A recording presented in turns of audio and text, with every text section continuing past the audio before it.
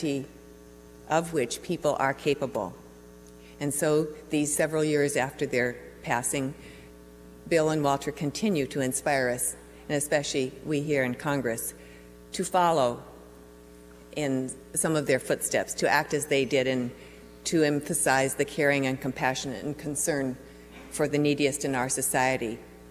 And of course, these lessons are the hallmarks of this evening's lecturer, and I'm so privileged and honored to be able to introduce Thich Nhat Hanh. I became familiar with that name and that person through my husband's course on the impact of the Vietnam War on American life, which he taught for almost 30 years at the University of California, Santa Barbara. Thich Nhat Hanh's books were required reading for many years in that class. And it was, of course, the Vietnam War which brought Thich Nhat Hanh to America. Exiled from his native country, he came to our country and became an eloquent spokesman for the cause of peace. It was he who persuaded Martin Luther King Jr. to oppose this war, and he was nominated in a beautiful letter by Dr. King for the Nobel Peace Prize in 1967. A Buddhist monk since the age of 16, Thich Nhat Hanh is one of the most renowned and beloved Buddhist teachers in the West. His teachings, his writings, his practices appeal to people from all religious, spiritual, and political backgrounds. He comes here on this day to this place, which perhaps for some seems to perhaps be a disconnect, to be an anomaly to the kind of frenetic pace that was just indicated by Doug's mention that some beepers may go off and some of us may have to go to the floor and vote. That is the life here. And yet it is very appropriate that he be here with us, and particularly that he be here on the eve of this momentous day in our nation's history, in the memory of our beloved Bill Emerson and Walter Capps. We are truly honored to have the opportunity to hear from one of the world's most notable spiritual leaders. Ladies and gentlemen, please welcome the Venerable Thich Nhat Hanh. Thank you.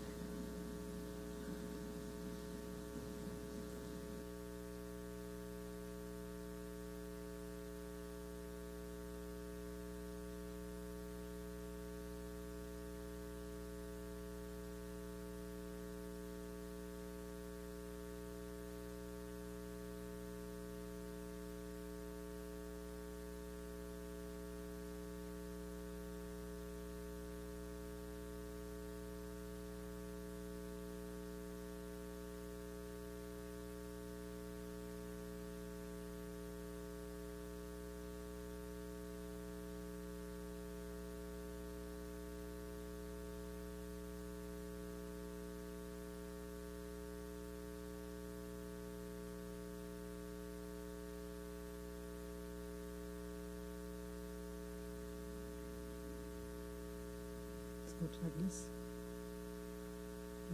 Closer.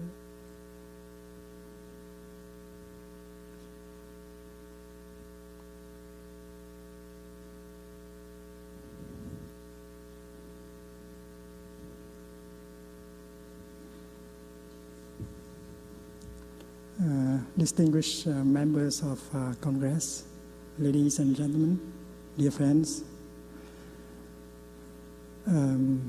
it's my pleasure to have this opportunity to offer some suggestions as how we could have more time for ourselves, to be able to be there for ourselves, to release the tension in our body, in our feelings, in our emotions, to be able to touch the wonders of life within and around us, to bring joy into our daily life, to relate better to members of our families, to help them doing the same, and to share our insight, our compassion, our understanding with our community in order to better serve those we want to serve, and help heal the wounds that have divided our nation and the world.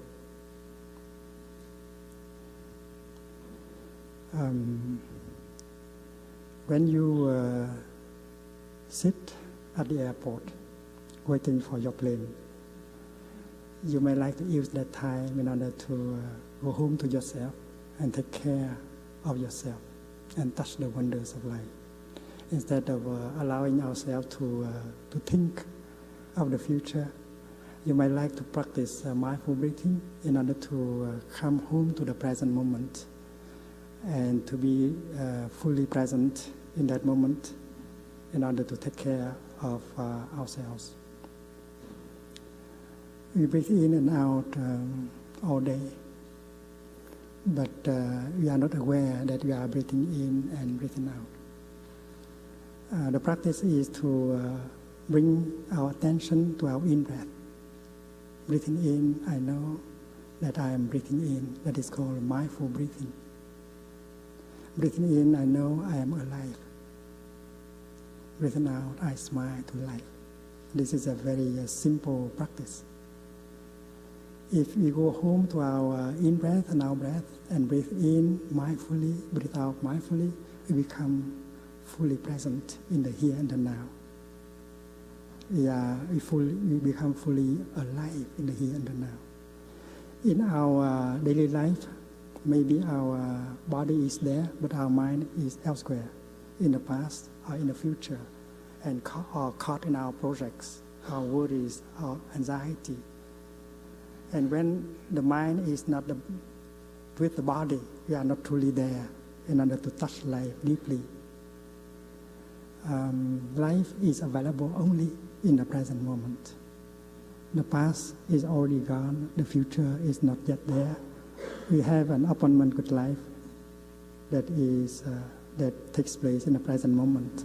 That is why it's very important for us to go home to the present moment and touch life deeply in that moment.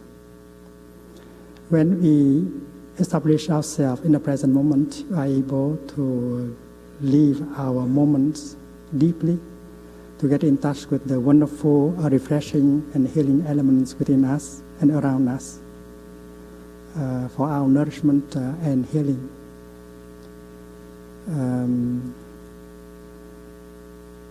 The kingdom of God, to me, is not an idea.